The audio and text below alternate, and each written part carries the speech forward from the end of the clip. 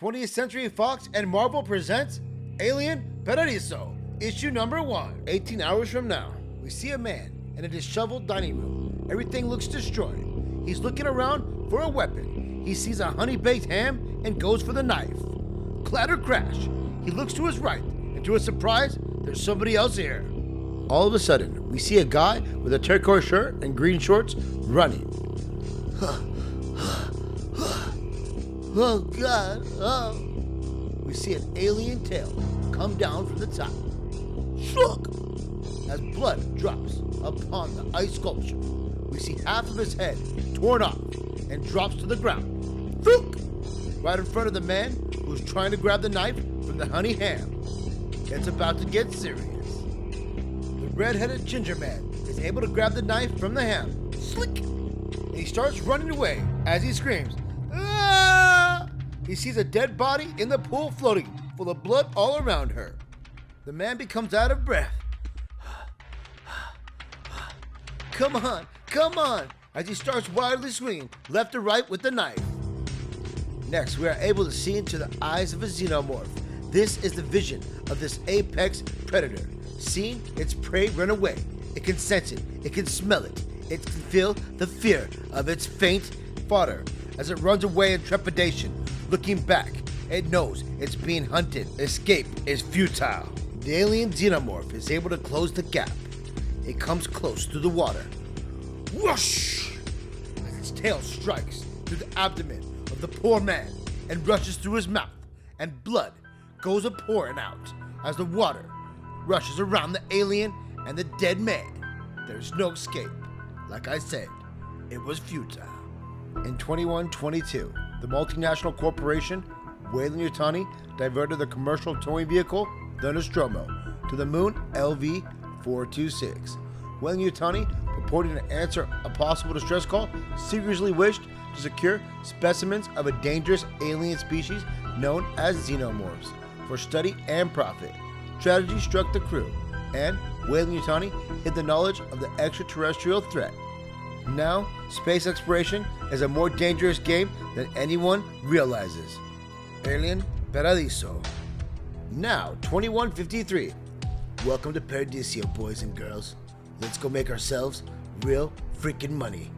And try to smile. Tesula, we get to kick back and relax while we do it. We see a beautiful island paradise and a spaceship's coming to land on it. A whole bunch of individuals have just departed and landed. Let's see what happens. The guests are met by 3 concierge.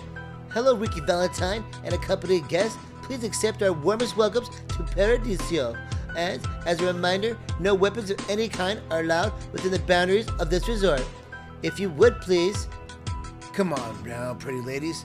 Would I violate Carlito's little rules? Please step through the scanners, Mr. Valentine. Keep them warm for us, boys. As we see, everybody's scanned. Everyone's armed and dangerous. Everyone begins to put their guns up, back in the armory, into the safe. We'll never get used to identical synths. Hell, I don't know. Tesula, it's kind of hot. Tsk. We see the team has a good set of banter between them. It looks like our group is meeting the leader or the head of Paradiso. Ricky Rig! Tell me you weren't going to stroll right in without saying hello. Carlito, my man, you crawled down from your ivory tower? Sometimes, all seeing eye has to do is take a break and entertain the rabble. Is this deal going to be as big as you promised? Bigger, and this cartel in my pocket, nothing is going to move through the colonies without my say-so. And you know you always get preferential pricing on anything you need to keep your guests satisfied. Good man. Hey, the day is young. Soak up some sun. Ladies, these fine folks, bags to their villa, please. The synthetic concierges come over to grab the bags of these mercenaries. The concierge and the group of mercenaries walk down a pathway. Jump to 2 civilians having a good time getting drunk on vacation. Or maybe not so much. You shouldn't be drinking, Dash. We're on vacation. No, we're not really. You're right. But someone else just showed up for his. Valentine's here? Guess he didn't get spooked. The two grizzled vacationers start taking pictures of the mercenaries. Click, click, click. They're up to something. Let's get to the bottom of this. 3 days ago, Colonial Marshal Bureau Headquarters, Zeta Reticuli System. Marshal Nanda, Marshal Reeves. This is all moving fast, so I'm going to assume you didn't have time to memorize your briefing files. At least I don't have to feel guilty admitting it. Dash. Last week, the marshals ran a bust on one of the worst human trafficking operations we've seen in the colonies. The traffickers put up heavy resistance, and we were only able to take one alive, just barely. And at that, while we kept a piece of shit on life support, we got more intel on Ricky Valentine's criminal enterprise in 14 hours than we have over the last 5 years, including the fact that he's close to finalizing an agreement with the largest smuggling ring currently in operation. 3 days later from now, Valentine is booked into a suite at a resort colony called Paradiso. It's a privately owned planetoid operated by a billionaire named Carlito Magnai. Best we can tell, Magnai gets off on feelings like he's got a proximity to a high roller, so he allows deals to be made under his roof. But why would Valentine conduct business somewhere so public? Paradiso must have hundreds of guests at any given time. The resort has a strict weapons-free policy, which makes it something of a neutral ground for Ricky's tested dealings. And this meeting is volatile. The era of gold cartel is unpredictable, violent, and effective, and they've historically been very shy about partnerships. If Valentine manages to bring them to the table, he will effectively control crime in the outer colonies. Reeves and Nanda, you two will be placed undercover at the resort as a tourist couple. We will have ships in orbit ready to drop, but we need solid audio and video evidence of this meeting if we're going to get charges to stick. This is our chance to bring everything crashing down around Valentine and the era of gold cartel all at once. What if he doesn't show? You might have taken some of these guys alive in the sting. Then this operation is getting docked from your vacation days, Nanda. Now, jump to our undercover officers. Let's go. There's enough foot traffic right now that we can tail them to their suite without arousing. Another drink, Mr. and Mrs.? Oh, no thanks, kid. My wife has had too many as is. She never knows when to stop. Hey, what are you smiling about, Vidal? It's almost brunch. Move your ass. The same ginger man is here, and he seems like he's got a crappy attitude to his subordinates. Next, we have a concierge synthetic talking to a child. Excuse me. Hi, how can I help you? Are there any animals here? There are some small, completely safe species native to the island, but we've made sure they stay securely outside the resort for the comfort of our guests. However, for an additional fee, your family can visit them via one of our authentic guided nature excursions. Mom, can we? As we see Tasula walking by with a disdainful look at the child and mother. She's not on vacation. Tasula heads to the pool and she sees the rest of her team laid back and lounging. Check the dining room for vantage points. Confirm that table and the booths around ours haven't been bugged. Still think it's a mistake to do the deal out in the open. You have flex on people like this, Tasula. That's the only language they understand. Intimidation means. Shit, I think the bodyguard noticed this already. You're paranoid. We're one of the dozen people filming right now. God, she's intense. Officer Nanda is fixated on the screen of his camera. He can't stop looking at Tasula. Later, a spaceship is entering a port. There's a guy inside of it who's sweating profusely. He exits the ship and he starts walking away. What can this man be up to? He looks like he's overdressed and ready to impress. The well-dressed man comes up to the synthetic concierges. Hello, welcome to Paradiso. Our arrival manifest shows your party as being composed of 4 travelers. Will the rest of your group be joining us? They're not feeling well. Oh, we're sorry to hear that. We hope your stay here won't be impacted. They scan his body. They don't see anything peculiar as he grabs his chest. We see the man move towards the bar. He's grabbing his face. He seems like he's sick. Check it, Lydia. Looks like our quiver is short a few arrows. Couple hours late and looking like shit. Something's off. The detectives feel something's not right here. The mercenaries are huddled up in a group at a dining table, while the main leader is chilling back with two synthetic chicks.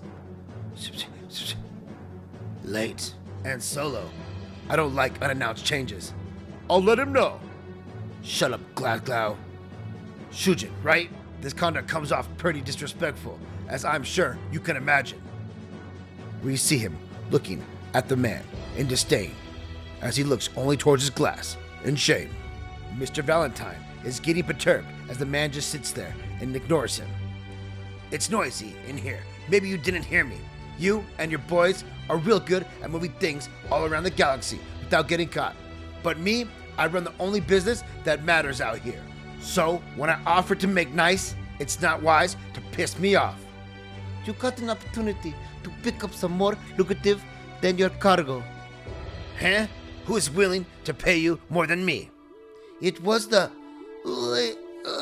strange man is frozen in his pain as he grits his teeth from pain and his drink flows from his mouth. The stranger falls back in pain. What the hell? Are you getting this? I don't know what the hell I'm getting, but I'm getting it. Oh God! I didn't touch him. Everyone saw that. I didn't touch him. Is anyone a doctor? He's choking. What's wrong with his... As we see something protruding from his back, there seems to be something wrong, extremely wrong, with the stranger.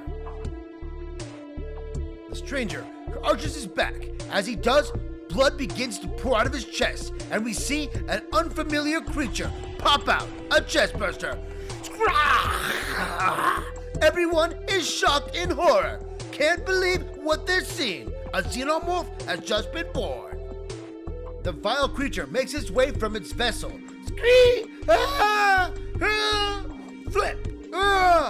And we see it trip one of the people as it's walking by.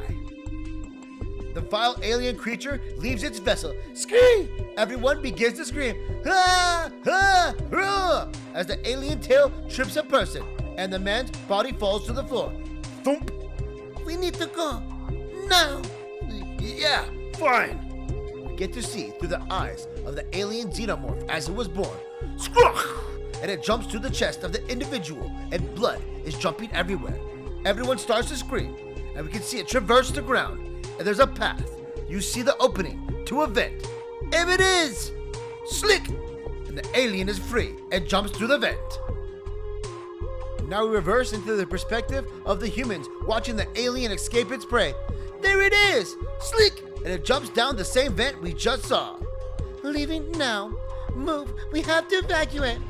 Refund on my... You ever see anything like that? No. Need to radio this up. This is bigger than we thought. Valentine smugglers could be dealing in bioweapons. And we see the chest bursted open. The man is completely dead. This is a gruesome picture. We're now in the surveillance room. What the hell was that? Did something come out of that guy? Institute a full signal blackout. I didn't want word of this spreading until we control the story. And shut down all exterior gates and outgoing boats from Island 4. But sir, that means the guests will be locked inside with... I know damn well what it means. But better the guest of one island gets exposed to this than whatever the thing is reaching the other islands. Get our full ground staff looking for it now. And send a security squad to that man's ship. We need to find out what the hell we're dealing with. And if there are any more of them. On the ship, we see the security squad arrive. There's 3 dead bodies. We have 3 xenomorphs on the loose. There's blood splattered everywhere, and the guards are in shock. Let's see what happens in the next issue of Alien Paradiso. To be continued.